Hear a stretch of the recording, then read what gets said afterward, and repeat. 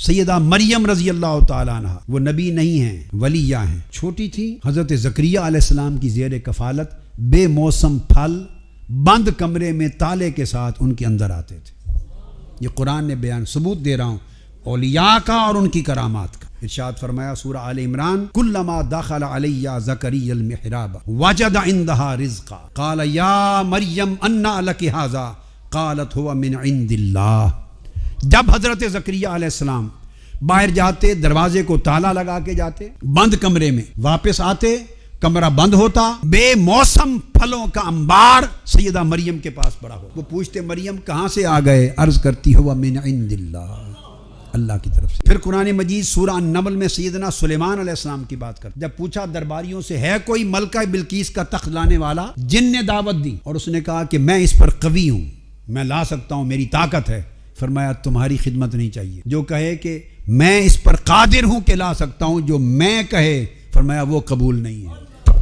اس راستے پر میں کو ذبح کیا جاتا ہے۔ پھر قال الذی عنده علم من الکتاب، ایک ولی اٹھا آصف بن برخیہ، انہوں نے کہا انا آتیک بہ قبل ان یرتد الیک طرفک، آپ کی آنکھ جھپکنے سے پہلے لاتا ہوں۔ اور جب آ گیا فرمانے لگے ھذا من فضل ربی، اس میں میرا کچھ نہیں، اللہ کا فضل ہے۔ حضور سیدنا غوث العظم غوث الثقلین شیخ عبد القادر جیلانی رضی اللہ تعالیٰ عنہ، پہلی بات جو قابل توجہ اور بڑی عظیم بات وہ یہ کہ علم شریعت کے باب میں ان اقوال کو لوں گا، بہت سے اقوال صوفیاء اولیاء کی کتابوں میں ہیں، وہ لوگ بیان کرتے رہتے، مگر میں سیدنا غوث العظم رضی اللہ تعالیٰ عنہ کا حال بیان کروں گا صرف محدثین کی زبان سے۔ ائمہ حدیث نے کیا کہا تاکہ کوئی رد نہ کر سکے، ائمہ علم نے کیا کہا، ائمہ فقہ نے کیا کہا، کیا صرف عقیدت مندوں نے آپ کا یہ مقام بنا رکھا ہے، یا جلیل القدر ائمہ علم، ائمہ تفسیر، ائمہ حدیث انہوں نے؟ سب سے پہلی بات تو یہ کہ حضور سیدنا غوث العظم رضی اللہ تعالیٰ عنہ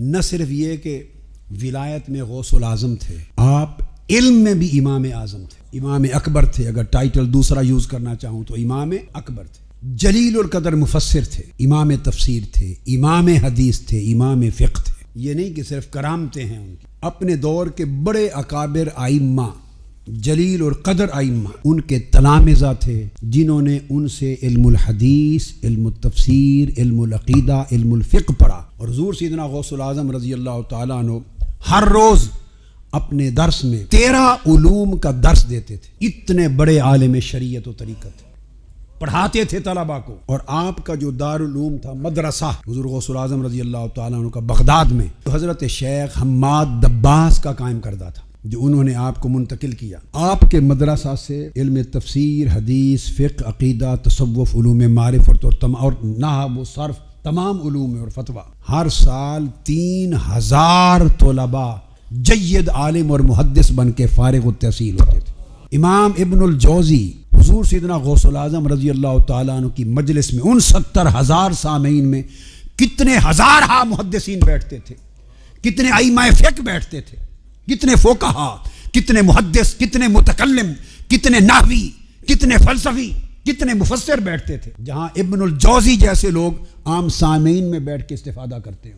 امام ابو الحسن علی بن یوسف بن جریر الشافعی اللخمی روایت کرتے ہیں، مناقب شیخ عبد القادر جیلانی میں 5 الگ طرق کے ساتھ، اسانید کے ساتھ بیان کرتے، فرماتے ہیں جاءت امرأۃ بولدها الى الشیخ عبد القادر الجیلانی فقالت له یا سید انی رأیت قلب ابنی هذا شدید التعلق به۔ ایک خاتون آئی اپنے بیٹے کو لے کر، کہا کہ حضور میرے بیٹے کو آپ سے بڑی محبت ہے۔ یہ امام یافعی الشافعی لکھ رہے ہیں، اس کو ملا علی قاری نے بھی بیان کیا، دیگر ائمہ نے بھی بیان کیا، آپ سے بڑی محبت ہے تو میں نے چاہا کہ آپ کی مجلس میں اسے چھوڑ جاؤں درویش کے طور پہ، تاکہ آپ سے سیکھے اور آپ کا شاگرد بنے اور کچھ معرفت لے۔ چلی گئی۔ کچھ عرصے کے بعد ایک زمانہ گزار کے ماں بیٹے کو ملنے آئی اور اس نے آ کے دیکھا اپنے بیٹے کو، وہ سلوک اور طریقت میں راستہ طے کر رہا تھا، دیکھا اس کا چہرے کا رنگ زرد تھا، نحیف تھا، کمزور تھا، اور بھوک اور فاقے کے آثار نمایاں تھے، اور دیکھا کہ روکھی جو کی روٹی کھا رہا تھا۔ اسی طرح ہی سفر ہوتا ہے نا، روکھی جو کی روٹی کھا رہا تھا۔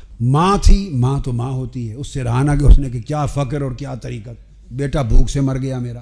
وہ غصے میں آ گئی۔ فداخلت الى الشیخ فوجدت بین یدیہ طعام فی عظام الدجاجہ، حضور غوث پاک کی بارگاہ میں گئی، ادھر دیکھا آپ مرغی کھا رہے تھے، سالن مرغے کا تھا، اور کھا کے ہڈیاں پھینک رہے تھے، ایک جگہ ہڈیاں جمع تھی۔ اب ماں پارا اور چڑھ گیا، اور کہنے لگی یا سیدی تاکل لحم الدجاج و یاکل ابنی خبز الشعیر، اے سرکار آپ مرغیاں کھائیں اور میرا بیٹا روکھی جو کی روٹی کھائے، یہ کہاں کا سلوک ہے؟ فرمایا بیٹھ جاؤ مائی۔ جب کھانے سے فارغ ہوئے تو ہڈیاں جمع تھیں۔ اب یہ امام یافعی الشافعی لکھ رہے ہیں، میں کسی صوفی کا روایت نہیں دے رہا، میرۃ الجنان اٹھا کے دیکھی۔ فرمایا آپ نے ہڈیوں کو کمی باذن اللہ الذی یحیی العظام وہی رمیم فقامت دجاجۃ سویۃ، آپ نے ہڈیوں سے کہا کہ ہڈیوں دوبارہ مرغا بن کے کھڑی ہو جاؤ۔